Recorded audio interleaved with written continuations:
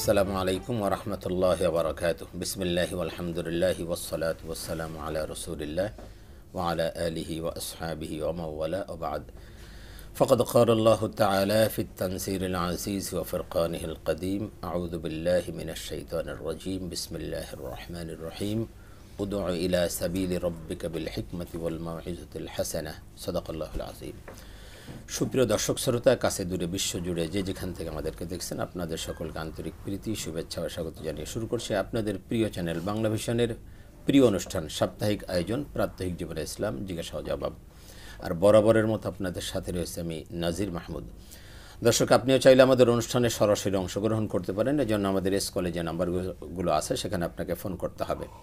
আপনারা অবগত আছেন যে প্রতি বৃহস্পতিবার ঠিক এই সময় আমরা আপনাদের সামনে উপস্থিত হই, সমসাময়িক গুরুত্বপূর্ণ বা জীবন ঘনিষ্ঠ কোনো বিষয় নিয়ে আলোচনা করি।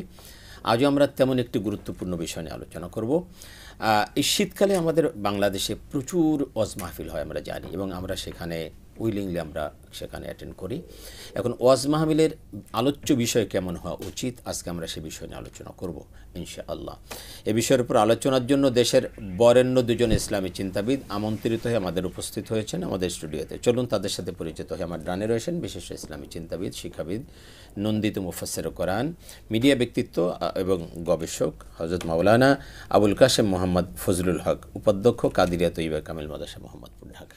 আসসালামু আলাইকুম ওয়া রাহমাতুল্লাহি ওয়া বারাকাতুহু। ওয়ালাইকুম আসসালাম ওয়া রাহমাতুল্লাহি ওয়া বারাকাতুহু। আমাদের সাথে আরও রয়েছেন উদীয়মান ইসলামী চিন্তাবিদ, শিক্ষাবিদ এবং মিডিয়া ব্যক্তিত্ব হযরত মাওলানা মোহাম্মদ আব্দুল কাদের তাওহিদ, খতিব পঙ্গু হাসপাতাল জামে মসজিদ। আসসালামু আলাইকুম ওয়া রাহমাতুল্লাহ। ওয়ালাইকুম আসসালাম ওয়া রাহমাতুল্লাহি ওয়া বারাকাতুহু। আমি প্রথমে আবুল কাশেম ভাই আপনার কাছে আসছি যে আমাদের এই যে সারা বাংলাদেশে এই আমার মনে হয় প্রতিদিন কয়েকশো মাহফিল হয়। এখন ইদানিং আমরা দেখতে পাচ্ছি যে মাহফিলগুলোতে বিভিন্ন ধরনের কথাবার্তা বা তাফসির মাহফিলের নামে বিভিন্ন জায়গায় দেখছে গল্পগুজব হচ্ছে, হাসি তামাশা হচ্ছে। মানে দর্শক শ্রোতারাও এখন কেমন যেন এগুলোর মধ্যে বেশি মজা পায়। সঠিক কোরআন হাদিসের আলোচনা যদি কেউ করে তা দেখবেন যে দর্শক খুব একটা সেটা করতেছে না। যেখানে এ ধরনের কল্পকাহিনী গল্প আছে বা হাসি তামাশা আছে, সেগুলো খুব উপভোগ করতেছে। তো আসলে ওয়াজ মাহফিলের বিষয়বস্তু কেমন হওয়া উচিত আমাদেরকে যদি আজকে দর্শকদের জন্য সেটা বলতেন। জি, অনেক ধন্যবাদ। একটি সমসাময়িক গুরুত্বপূর্ণ এবং প্রয়োজনীয় বিষয়বস্তু আজকে আপনি আমাদের সামনে উপস্থাপন করেছেন। সুধী দর্শক, যেখান থেকে আমাদের অনুষ্ঠানে সংযুক্ত হয়েছেন, আপনাদেরকেও আমাদের আলোচ্য বিষয় এবং আলোচনায় আমন্ত্রণ জানাচ্ছি। প্রথমত, ওয়াজ মাহফিলের আলোচ্য বিষয় কেমন হওয়া উচিত। ওয়াজ মাহফিল বললেই শব্দটি আমাদেরকে ধর্মীয় জলসার কথা স্মরণ করিয়ে দেয়। ওয়াজ মাহফিল মানে হলো ধর্মীয় জলসা।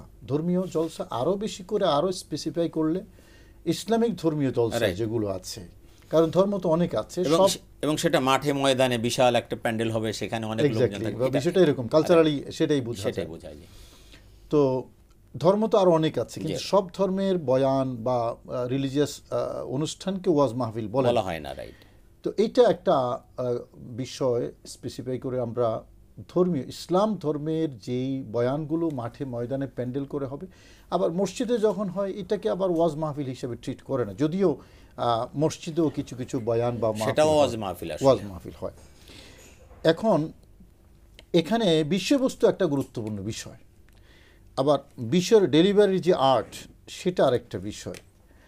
আবার শব্দ চয়ন থেকে শুরু করে কোথায় কখন আমরা কোন কমিউনিটিতে কোন লেভেলে কোন কথাটা বলবো, এটা আরেকটা গুরুত্বপূর্ণ বিষয়। এবং বক্তা চুজ করা, কাকে আমরা বক্তা হিসেবে দেখতে চাই, রাইট, এটা একটা বিষয়। আপনি যেটা বলেছেন যে আমরা রুচির যেই দুর্বৃক্ষতা দেখা দিয়েছে, দুর্ভিক্ষ, সেটাতে আমরা শ্রোতা যারা আছি আমরা কি শুনতে চাই এবং কি শুনে আমরা মজা পাই, সামগ্রিক বিষয় আসলে একটা বিশাল আলোচনার দাবি রাখে। জানি না এখানে কতদূর বলা যাবে। প্রথমে কোরআনে কারীমের একটি আয়াত আমি এখানে কোট করতে চাই। আল্লাহ পাক রব্বুল আলামিন আহকামুল হাকিমিন বলেছেন, কাদ জাআকুম মাউইযাতুম মির রাব্বিকুম, রাইট, তোমাদের রবের কাছ থেকে তোমাদের কাছে মাউইযা এসেছে, ওয়াজ। তো ওয়াজ এবং মাউইজার মধ্যে একটু পার্থক্য আছে। ওয়াজ মানে হলো বয়ান করা, আর ওয়াজ মানে মাউইজা মানে হলো যেই বিষয়বস্তু নিয়ে বয়ান করা হয়, রাইট, বিষয়বস্তুটাকে মাউইজা বলা হয়। এবং এটা একটা পূর্ণাঙ্গ বিষয়, বিষয় পূর্ণাঙ্গ যেটা পূর্ণতা পায় সেটাকে সাধারণত মাওয়াইজা বলা হয়। এখন এই মাউইজা মানে কি? মাউইজা মানে হলো পবিত্র কোরআন কারীম। কারীম, রাইট। মাউইজা মানে হলো পেয়ারা নবী রাসূল করিম সাল্লাল্লাহু আলাইহি ওয়াসাল্লাম। কারণ কোরআন এবং নবীজির জীবন এর বাহিরে কিন্তু মুসলিম কল্পনা করা যায় না, এবং এর বাহিরে কোনো নাজাতের পথ নাই। পথ নেই।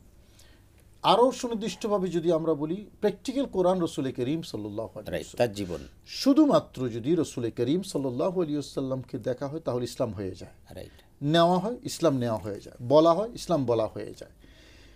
তো নবীজির এই যে জীবন আদর্শ, এটার মধ্যে কোরআন হাদিস সুন্নাহ আমাদের জীবন আদর্শ সবটাই আছে।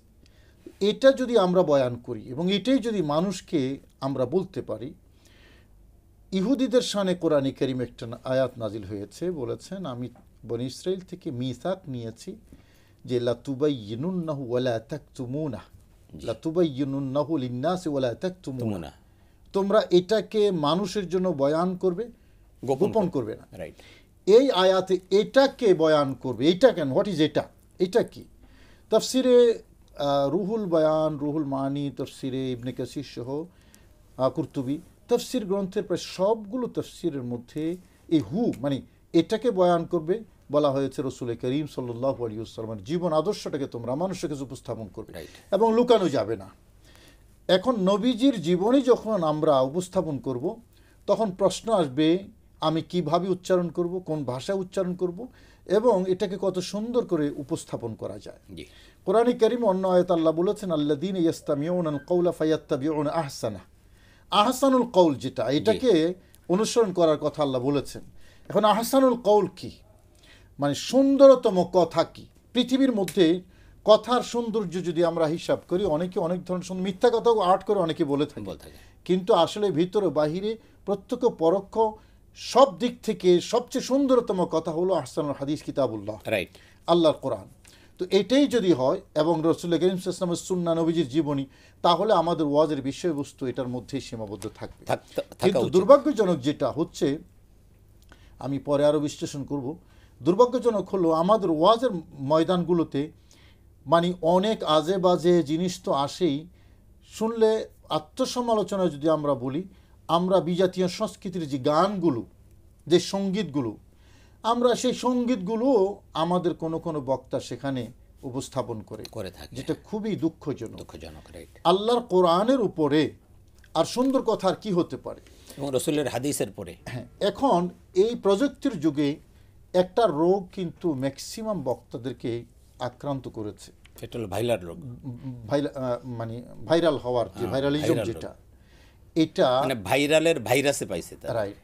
এবং এটার কারণে কেউ হিন্দি গান, কেউ ওয়েস্টার্ন গান, কেউ এই নায়ক নায়িকা, কেউ খেলাধুলা, সব কিছু দিয়ে মানে এক ধরনের চাটনি তৈরি করে। আপনার এখানে আমি আসবো ইনশাল্লাহ। আমি একটু আমাদের আরেকজন যে আছেন আব্দুল কাদের তাহিদ, তার কাছে আসছি। আব্দুল কাদের তাহিদ, চমৎকার আমরা শুনছিলাম যে আসলে কেমন হওয়া উচিত কি, আর আমরা কি করছি। আপনি কি আসলে এই বিষয়ে বলবেন যে আমাদের এই বিষয়বস্তু নির্ধারণ এবং বক্তাদের কেমন আলোচনা করা উচিত ছিল আসলে? ধন্যবাদ আপনাকে, ধন্যবাদ ওস্তাজুল আসাতিজা মাওলানা আবুল কাশেম মোহাম্মদ ফজলুল হক হুজুরকে। অত্যন্ত প্রাণবন্ত আলোচনা হচ্ছিল, আমরাও শুনে খুব মুগ্ধ হচ্ছিলাম যে আসলে আমাদের যে আত্মসমালোচনা, যে এই বিষয়গুলো আমাদের করা উচিত কি এবং আমরা করতেছি কি।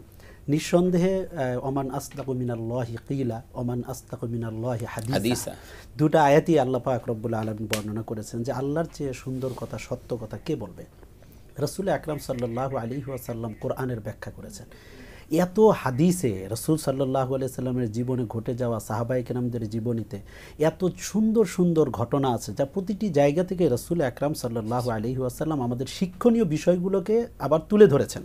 তাহলে আমরা যদি কোরআন এবং সুন্নাহ, লাকাদ কানা লাকুম ফি রাসূলিল্লাহি উসওয়াতুন হাসানাহ, রাসূল আকরাম সাল্লাল্লাহু আলাইহি ওয়াসাল্লামের জীবন কর্মপদ্ধতি কীরকম ছিল, তার পারিবারিক জীবনটা কেমন ছিল, তাদের সামাজিক প্রতিবেশীদের সাথে তার আচরণটা কেমন ছিল, আত্মীয়তার হকের ব্যাপারে রাসূল সাল্লাল্লাহু আলাইহি সাল্লাম কেমন আচরণ করেছেন, তারপর মুসলমানদের সাথে তার আচরণটা কেমন ছিল, বিধর্মীদের সাথে আচরণটা কেমন ছিল, মসজিদের আচরণ কেমন ছিল, এই যে আমাদের মুআমালাত মুআশারাতের যে ক্ষেত্রগুলো, আমরা কিন্তু এই ক্ষেত্রগুলো নিয়ে যদি ওয়াজ মাহফিলগুলোতে মানুষদেরকে বুঝাই, তাহলে মনে হয় প্রত্যেকটা অনেক বিষয় আছে, যেমন গীবতের পরনিন্দা করা, তারপরে বিভিন্নভাবে মানুষের কথা এক জায়গা থেকে আরেক জায়গায় ট্রান্সফার করে দেওয়া, যাচাই বাছাই ছাড়াই একটা কথা ফেসবুকে হোক ইউটিউবে হোক ছড়িয়ে দেয়া, লাইক করা, কমেন্টস করা, এবং আমি না জেনেই একটা মন্তব্য করে ফেলা, এগুলো মিথ্যা অপবাদ এখন তো মিথ্যা অপবাদের ছড়াছড়ি চলছে। একটা ফেসবুকে একটা কথা, শুধু অপবাদ না, মিথ্যা কথা যে যত করে আর্ট করে বলতে পারবে তার ওয়াজ তত বেশি এবং সে তত বড় ভাইরাল হয়ে যাচ্ছে। এই যে বিষয়টা হুজুর সুন্দর সংযুক্ত করেছেন, তো এই বিষয়গুলো কিন্তু আমাদেরকে নানানভাবে মানুষের মনকে আনন্দিত করতেছে ঠিক, কিন্তু সেই তাকওয়া পরহেজগারি কিন্তু মানুষের মধ্যে তৈরি হচ্ছে, ওয়াজ থেকে যেটা রিসিভ করার কথা, যে শিক্ষা নেওয়ার কথা। আমি গত কয়েকদিন আগে একটা মাহফিলে একজন বলল যে হুজুর আমাদের এখানে 3টা মাহফিল গত পরপর 3 দিন হলো। তা আমি তাকে জিজ্ঞেস করলাম যে আপনি 3টা মাহফিল শুনেছেন? বলে হ্যাঁ শুনলাম।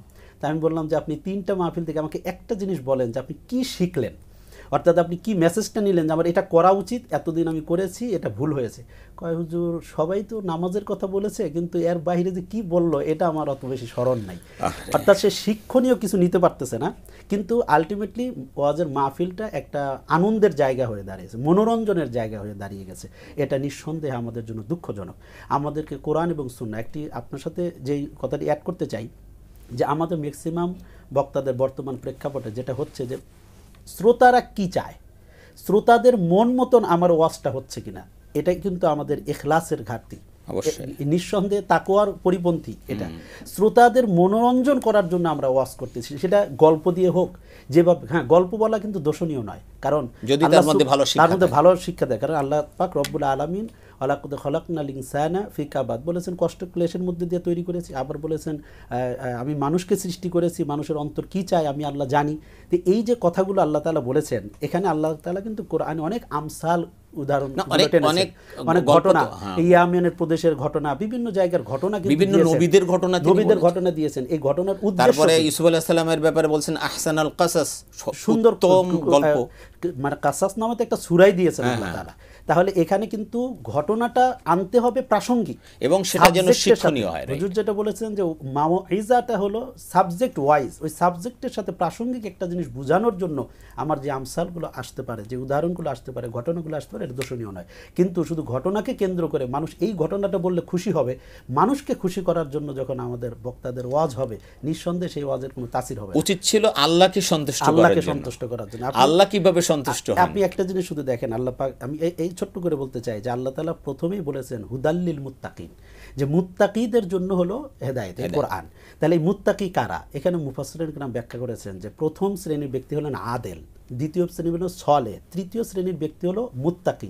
আদেল হলো যিনি সমস্ত হারাম থেকে বেঁচে থাকেন, সলে হলেন যিনি সন্দেহ থেকে বেঁচে থাকেন, আর মুত্তাকি হলো রাসূল সাল্লাল্লাহু আলাইহি ওয়াসাল্লাম হাদিস কেটে এনেছেন যে লা ইয়াবলুগুল আবদু আইয়াকুনা মিনাল মুত্তাকিনা হাত্তা ইয়াদা মা লা বা'সা বিহি হাযারাল লিমা বিহি বা'সুন। যে ব্যক্তি ভয়ে, গুনাহ হওয়ার ভয়ে গুনাহমুক্ত জিনিসকে ছেড়ে দিতে পারলো না, সে হলো মুত্তাকি। তাহলে এই যে হুদাল্লিল মুত্তাকিন, আল্লাহ তাদের জন্য হেদায়েত রেখেছেন। তাহলে আমাদের স্তরটা কোথায়? আমরা কিন্তু আদেলের মধ্যেই নাই, তাহলে মুত্তাকি হব কোথায়? আমাদের ওয়াজগুলো আসা উচিত মানুষদেরকে তাকওয়া, মুত্তাকি, পরহেজগার, ইখলাস, এই বিষয়ের জানা। যে মূলত ওয়াজ মাহফিলে 3 ধরনের মানুষ জড়িত থাকে, এক হলো আয়োজক, এক হলো শ্রোতা, আর এক হলো যারা বক্তা।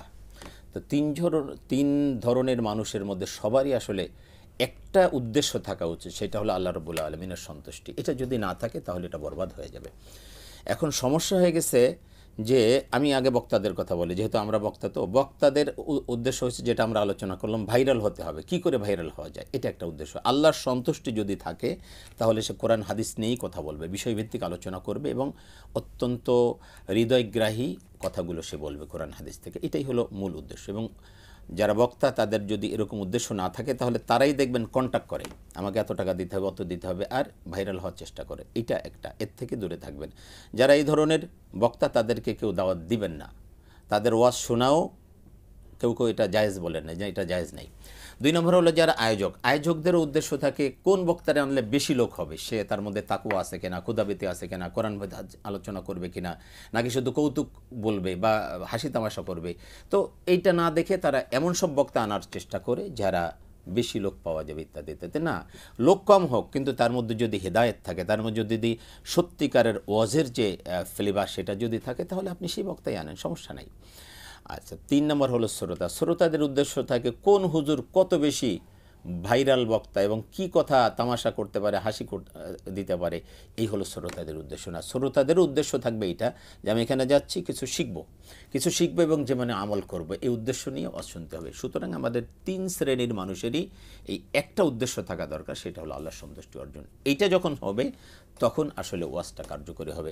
আসুন আমরা সেই বিষয়ে আলোচনা শুনবো। আমি যাচ্ছি মৌলানা আবুল কাশেম মোহাম্মদ ফজলুল হক আপনার কাছে, যে আমরা আজকে যে বিষয় নিয়ে আলোচনা করছিলাম, যে বক্তাদের আসলে এবং শ্রোতাদের এবং আয়োজকদের কথাও বলবেন, যে তারাও কিন্তু এই ভাইরাল রোগে পেয়ে বসছে তাদেরকে, সুতরাং কি হওয়া উচিত তাদের কথাবার্তা। ধন্যবাদ। আপনি 3টা ভাগ করেছেন, সমাধান কিন্তু এই জায়গায় আছে। জি, যেটা আমি বলার জন্য পরিকল্পনা করছিলাম আপনি বলে দিয়েছেন আগে, ধন্যবাদ আপনাকে। তবে শুরুটা করতে হবে শ্রোতাদেরকে দিয়ে। জি, পাঠক না থাকলে যেমন লেখক তৈরি হয় না, শ্রোতা যদি সংশোধন না হয় তাহলে বক্তা সংশোধন হবে না।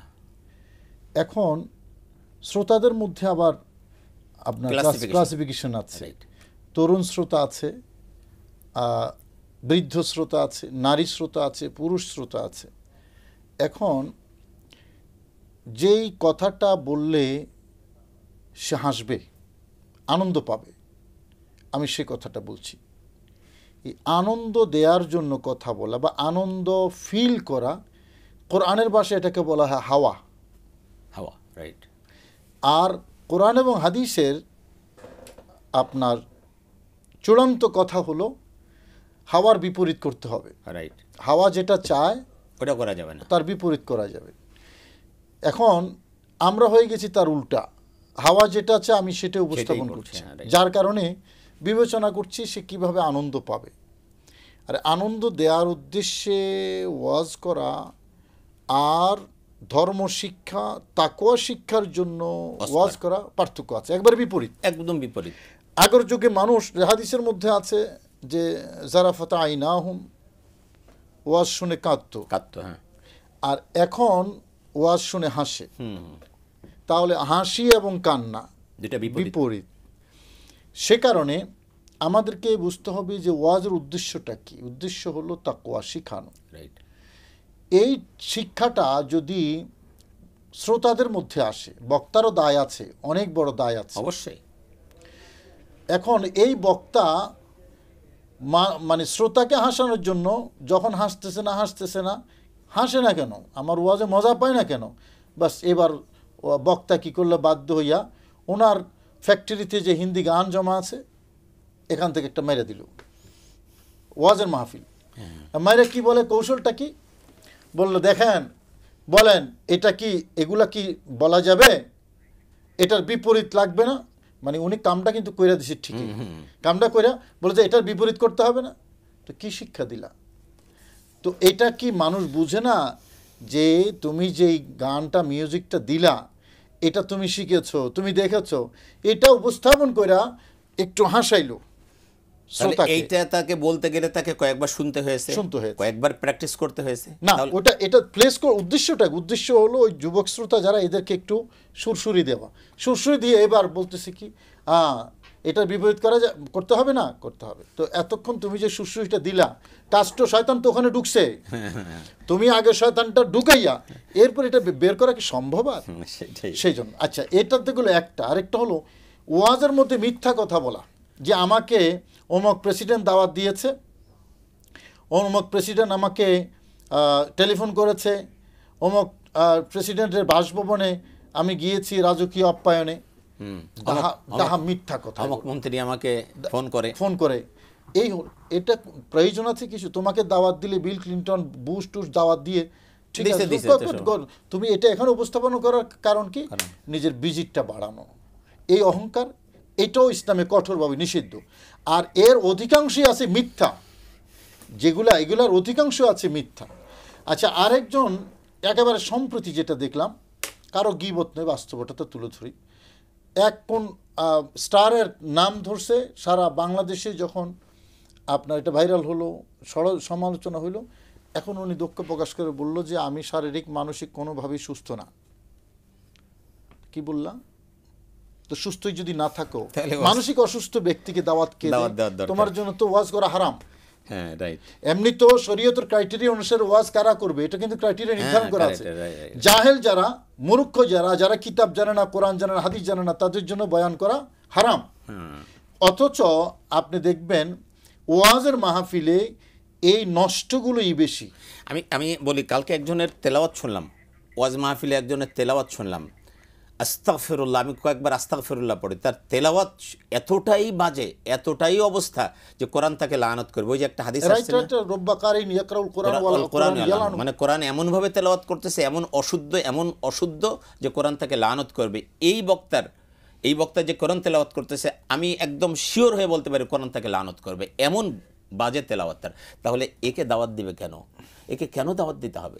আচ্ছা, আমি আপনার কাছে আবারও আসবো। আমি আপনার কাছে একটু আসছি, আব্দুল কাদের তাওহিদ, আপনার কাছে আসছি যে আমরা তো আসলে এই সাইডটা শুনলাম নেগেটিভ, কি করা যাবে না, কিন্তু আসলে কোন বিষয়গুলো নিয়ে আমাদের করা উচিত,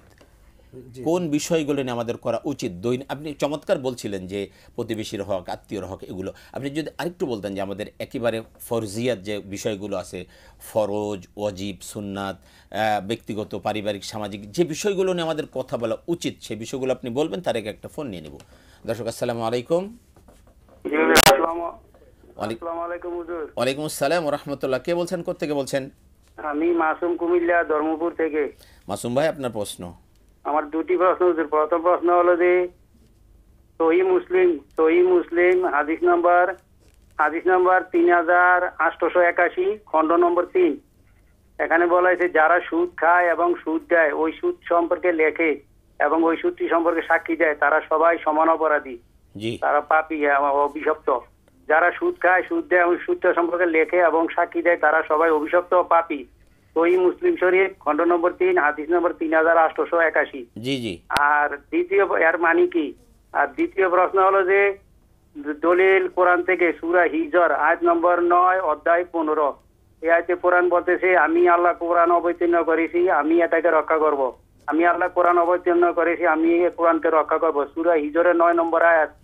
এর মানে কি? কোরআন আমাদেরকে কি বলতেছে? জি মাসুম ভাই, আপনি থাকেন ইনশাআল্লাহ। চমৎকার দুটো প্রশ্ন করেছেন, আমরা জবাব দেব ইনশাআল্লাহ। হলো যে আজকে যে বিষয় আমরা আলোচনা করছিলাম, জি খুব সুন্দর একটি কথা যে আমাদের কি করা উচিত। সম্মানিত দর্শক শ্রোতাদেরকে আপনার মাধ্যমে জানাতে চাই যে ওয়াজ মাহফিলে হুজুর বলেছেন যে শ্রোতাদেরকে সংশোধন হতে হবে। আমিও এটার সাথে একমত, কিন্তু আমি যেটা মনে করি যে বক্তাদেরও সংশোধন হওয়া উচিত। যেহেতু শ্রোতারা যারা আসেন তারা কিন্তু বক্তার কথা শুনতেই আসেন, এবং বক্তা যা বলেন তারা তার সাথে ঠিকই বলেন বেশি, মানে যে যাই বলুক। তো এই ক্ষেত্রে বক্তাদের যদি সঠিক দিক নির্দেশনা থাকে, তাহলে আমি যে আপনার মাধ্যমে 3টা পরামর্শ দিব যে এখানে আয়োজক, শ্রোতা এবং যারা বক্তা আছেন, এখানে আমরা দেখি যে ম্যাক্সিমাম সময় হুজুর যেটা বলেছেন মাওয়াইজা বলতে আমরা যেটা বুঝি যে বিষয় ভিত্তিক আলোচনা হতে হবে। বিষয় ভিত্তিক আলোচনা হবে, বক্তা যাকেই দাওয়াত দেওয়া হোক কোরআন এবং সুন্নাহর আলোকে একটা বিষয় নির্ধারণ করে দিবে। তাহলে বোঝা গেল যে যারা বক্তা দাওয়াত দিবে তাদেরও দাওয়াত দেওয়ারও একটা যোগ্যতা থাকতে হবে, এবং তাদের এই আয়োজন করার মতন একটা যোগ্যতা থাকতে হবে। এর জন্য প্রত্যেকটা যুব সমাজ বা এলাকায় যারা আয়োজন করেন তাদের মধ্যে এমন একজন ব্যক্তিকে সিলেক্ট করা যিনি এই বিষয় সম্পর্কে একটু বুঝেন। এলাকার আলেম ওলামা, ইমাম, খতিব, দেখা যায় যে তাদেরকে জিজ্ঞেসই করে না, অথবা তাদের সাথে পরামর্শ ছাড়াই ওই যে ভাইরাল বক্তা, ইউটিউব দেখে, বরঞ্চ ইয়ং জেনারেশনের কিছু ছেলেপেলে আছে যারা ইমামকে বলে যে আপনি বক্তা দাওয়াতই দিতে পারবেন না, দাওয়াত দেবো আমরা। ইউটিউবে আছে, মোবাইল নাম্বার আছে, ফোন দিয়ে যাকে খুশি তাকে দিচ্ছে। আর এলাকার ভিতরে ইমাম সাহেব যাই 2-4 মাস 1 বছরে বসে একটু গুছায়, উনি আইসে আরও এটারে নষ্ট করে দেয়। তাই আমার পরামর্শ থাকবে যে আমরা যারা ওয়াজ করি তারা দেখা যায় একতরফা শুধু ওয়াজ করে যায়। এজন্য একটা বিষয় ভিত্তিক যদি আলোচনা হয়, এবং ওই আলোচনায় শুধু ওয়াজ করবে না, এখানে প্রশ্ন উত্তরের পর্ব থাকতে হবে। যেখানে আমি যে 1 ঘন্টা 2 ঘন্টা ওয়াজ করলাম, এই বিষয়ের উপরে কারো কোনো প্রশ্ন আছে কিনা, কেউ বুঝতে অসুবিধা হয়েছে কিনা, ওই বিষয়ের উপরে আগের থেকে বিষয়টা ঘোষণা থাকবে এবং প্রশ্ন আকারে, লিখিত আকারে প্রশ্ন থাকবে। তাহলে কিন্তু একটা গিভ অ্যান্ড টেক হলো, ছাত্র এবং শিক্ষকের মতন একটা আচরণ, মানে শিক্ষণীয় একটা বিষয় ওখানে থাকলো।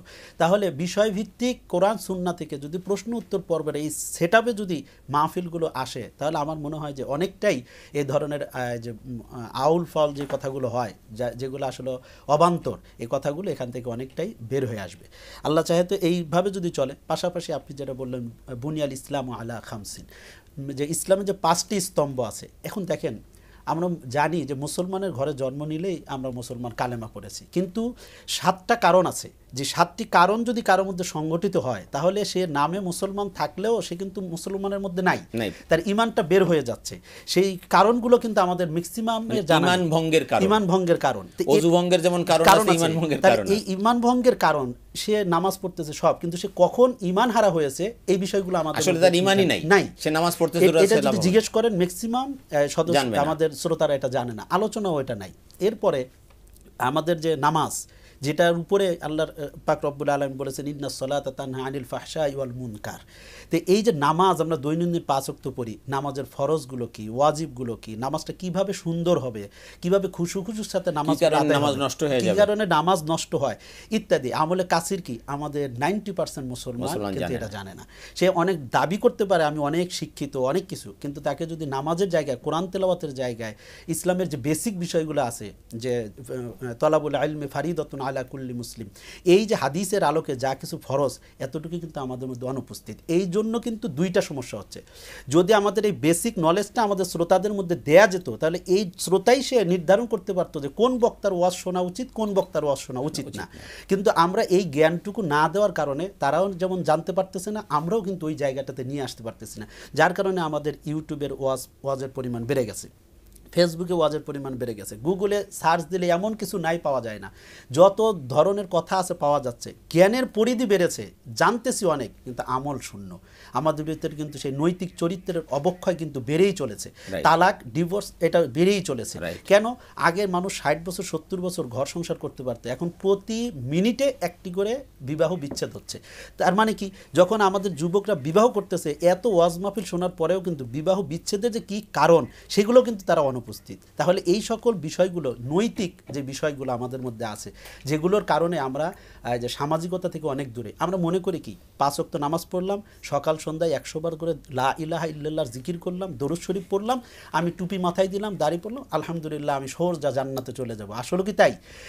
আর রাসূলুল্লাহ সাল্লাল্লাহু আলাইহি সাল্লামের কাছে সাহাবায়ে কিরাম বলেছেন, হুজুর, যে একজন নারী আছে যিনি খুব সুন্দর দান করেন, অনেক দান সৎকা করেন, তার কাছে গেলে মানুষ উপকৃত হয়, কিন্তু তার লিসান দ্বারা, লিসানিহা, তার লিসান দ্বারা, তার জবান দ্বারা মানুষ কষ্ট পায়। আল্লাহ রাসূল বলেছেন হিয়া ফির নার, সে জাহান্নামে যাবে। আরেকজন বলেছেন যে হুজুর, সে দান করতে পারে না কিন্তু ফরজ ইবাদত করে, কিন্তু প্রতিবেশী তার মুখের কথায় খুব সন্তুষ্ট। আল্লাহ রাসূল বললেন হিয়া ফিল জান্নাহ। তাহলে দেখেন এখানে কিন্তু প্রতিবেশীর হকটা, আজকে দেখেন এই মুখের কারণেই কিন্তু আমরা লাঞ্ছিত হচ্ছি, এই মুখের কারণেই কিন্তু আমাদের সমাজের বিশৃঙ্খলা বেড়ে যাচ্ছে। এই মুখের ভাষার কারণেই কিন্তু শুধু আমানতদারিতা, শুধু টাকা পয়সায় নয়, মুখের ভাষারও আমানতদারিতা আছে, কথার আমানতদারিতা আছে, পরস্পরের গীবত শেকায়েতের ক্ষেত্রে আমাদের আমানতদারিতা আছে। এই সব কিছুর ভিতর থেকে যদি দেখি, একটা হযবরল অবস্থার মধ্যে আমরা আছি। মানে এই বেসিক বিষয়গুলো মানুষের সামনে তুলে ধরা উচিত। এটা যদি আমরা তুলে ধরতে পারি, তাহলে দেখা যাবে মানুষের মধ্যে একটা ইসলাহ চলে আসবে, এই জন্য আমাদের পরিবর্তন আসবে। এবং আমাদের একটা মাইল ফলক থাকা উচিত। যেমন বাংলাদেশ ইসলামিক ফাউন্ডেশন আছে, ইসলামিক ফাউন্ডেশন থেকে যদি হুজুর যেমনটা বলছেন যে যোগ্যতা লাগবে, যিনি ওয়াজ মাহফিলের প্যান্ডেল যে চেয়ারটা, এটা তো অনেক গুরুত্বপূর্ণ একটি বিষয়। এটা তো আল্লাহর প্রতিনিধি, আল্লাহর খলিফা রাসূল সাল্লাল্লাহু আলাইহি সাল্লাম ওয়ারিস, তারা এখানে বসে আলোচনা করবে, তাহলে সেই জিনিসটা কত বড় দামি জায়গা। সেই দামি জায়গাতে বসে যদি আপনি হিন্দি গান বলেন আর হিন্দি সিরিয়াল নায়িকাদের পরিচয় করে দেন, তাহলে কি এটা আসলে আমানতদারিতা হলো না? এজন্য আমাদের মনে হয় যে আজকে যদি আলেম ওলামারা যদি ঐক্যবদ্ধ হয়, ইসলামিক ফাউন্ডেশন থেকে যদি একটা দিক নির্দেশনা দেওয়া হয় যে এর বাইরে কারা কারা এই ধরনের আলোচনা করে যারা ইসলামকে ক্ষতিগ্রস্ত করতেছে, ওয়াজের স্টেজটাকে ক্ষতিগ্রস্ত করতেছে, আমার দেশের মুসলমানরা নানানভাবে প্রতারিত হচ্ছে, শ্রোতাদেরকে দোষ দিবেন? শ্রোতারা তো ভাইরাল খুঁজবেই। কি কারণে? তাদের ভিতরে যদি ওই জ্ঞানটুকু থাকতোই, তাহলে তো তারা আর এই ধরনের আয়োজন করতো না। আমাদের দায়িত্ব তাদেরকে বোঝানো যে আপনারা তাকওয়া পরহেজগারির দিকে এগিয়ে আসেন। তবে এটা একটু ধীরে ধীরে হলেও আমার মনে হয় যে এক সময় আসলে ইনশাআল্লাহ আমাদের এই ধন্যবাদ আপনাকে। আমরা ফোন নিয়ে আলোচনা আসব। দর্শক আসসালামু আলাইকুম। হ্যাঁ হুজুর, আমার প্রশ্ন হলো যে আমাদের সমাজে কিছু কিছু লোক বলে নামাজ পড়ে না, 5 ওয়াক্তের করতো, কিন্তু তারা বলে যে আমি নামাজ না পড়লে আমার ঈমান ঠিক আছে, আমি কোনো পাপ করতেছি না। আমার এটা জানার জন্য। জি ধন্যবাদ, আপনি আমাদের সাথে থাকুন।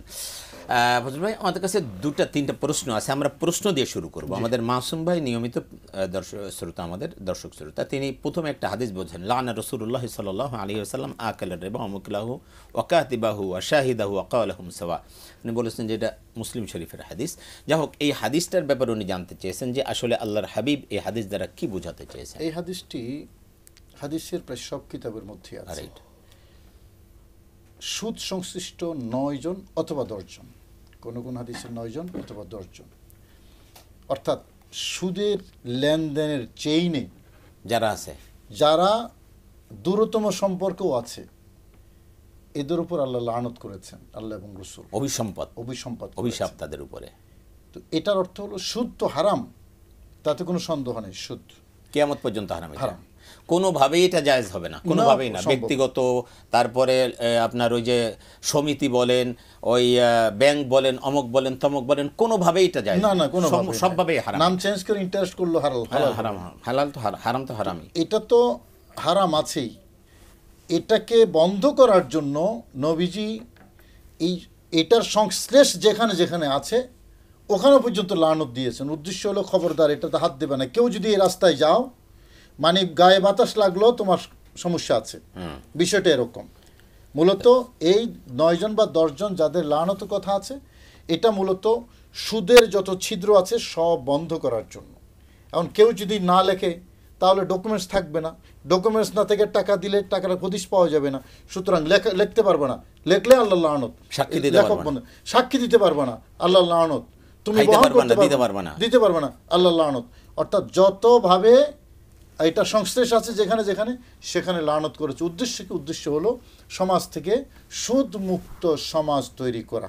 এই হলো হাদিসের উদ্দেশ্য। এটাকে আমরা এটা কোরআনের আয়াত উল্লেখ করতে পারি। আল্লাহ বলছেন, ইয়া আইয়ুহাল্লাযীনা আমানুত্তাকুল্লাহা ওয়াযারু মা বাকিয়া মিনার রিবা ইন কুনতুম মুমিনিন। হে ঈমানদার, তোমরা আল্লাহকে ভয় করো আর সুদের যত কারবার আছে ছেড়ে দাও যদি তুমি মুমিন হও। তাহলে মুমিন যদি দাবি করেন তাহলে আপনি সুদের সাথে থাকতে পারেন, আল্লাহ বলছেন। আর যদি আপনি সুদের সাথে থাকেন তাহলে মুমিন দাবি করতে পারেন না। একদম ক্লিয়ার। এটা আরেকটা অন্য আয়াতে ফাযানু বিহারবিন মিনাল্লাহি ওয়া রাসূলিহি, যুদ্ধ ঘোষণা করা কথা। সুতরাং আমরা কোনো অবস্থাতে একজন মানুষ, কোনো মুসলমান অন্তত সুদের সাথে সম্পৃক্ত থাকতে পারবে না, এটাই চূড়ান্ত কথা। ব্যাস, আমাদের সময় বেশি নেই। কোরআনের একটা আয়াত উনি বলেছেন যে ইন্না নাহনু নাযালনা যিকরা ওয়া ইন্না লাহু লাহাফিজুন। এটা তো স্পষ্ট, এখানে অস্পষ্টতা কিছু নাই যে আল্লাহর কোরআন ছিল এখন এবং অনন্তকাল পর্যন্ত থাকবে, এটা আল্লাহর কালাম। এখন হেফাজত মানে কি? হেফাজত সকল ধরনের ইন্টারফেয়ার করা থেকে, বিকৃতি থেকে এটাকে আল্লাহ হেফাজত করবেন। পূর্ববর্তী সকল ধর্মগ্রন্থ এগুলো সব বিকৃত হয়ে গেছে, একমাত্র কোরআনে কারীম সেটা বিকৃত হয় না। এবং বিকৃত হয় নাই বলেই শুধু দর্শক, পাশ্চাত্য বিশ্ব বড় সমস্যা আছে কোরআনকে নিয়ে। কোরআনে সমস্যা নাই, সমস্যা হলো তাদের মধ্যে। কারণ এটা অজেয়, এটাকে পরাজিত করা যায় না, এখানে হাত দেওয়া যায় না। বিকৃত লক্ষ লক্ষ হাফেজ, কোটি কোটি হাফেজ সারা পৃথিবীতে, কে বিকৃত করবে? আল্লাহ যে এটাকে হেফাজত করবেন সেই মেকানিজম আল্লাহ ঠিক করে রেখেছেন।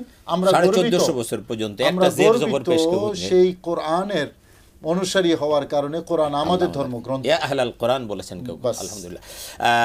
আরেকজন আমাদের ফোন করেছেন যে কেউ এরকম বলে যে নামাজ না পড়লে হয় ঈমান ঠিক আছে, মানে শয়তানের একটা স্লোগান বলে মনে হয় আমার কাছে। এটা মরজিয়াদের একটা স্লোগান, পূর্ব যুগে মরজিয়া একটা সম্প্রদায় ছিল। এটার এখনো বাতাস আমাদের সমাজে আছে যে ঈমান ঠিক আছে, আমার নামাজ কালাম ইবাদত বন্দেগী লাগবে না। একটু ব্যাখ্যা করতে হবে। ঈমান ঠিক আছে, আমরা এটাতে কোনো সমস্যা করছি না, কিন্তু ঘর ঠিক আছে, আমি যদি দরজা বন্ধ না করি তাহলে ঘর বানাইয়া লাভ কি? চোর ঢুকবে, ডাকাত ঢুকবে, সব তো নিয়ে যাবে। তো দরজাও সাপ ঢুকবে, বিচ্ছু ঢুকবে, কুকুর ঢুকবে, কত কি ঢুকবে। ঘর যখন আছে, বেসিক ঘর আছে, এটাতে সন্তুষ্ট হয়ে কিন্তু খুব বেশি কিছু পাওয়া যাবে না যদি ঘরের দরজা বন্ধ না করি, কারণ ঘরে কিছু থাকবে না। সুতরাং আপনার ঈমানও লাগবে, আমলও লাগবে, নামাজও লাগবে, রোজাও লাগবে, ইবাদতও লাগবে।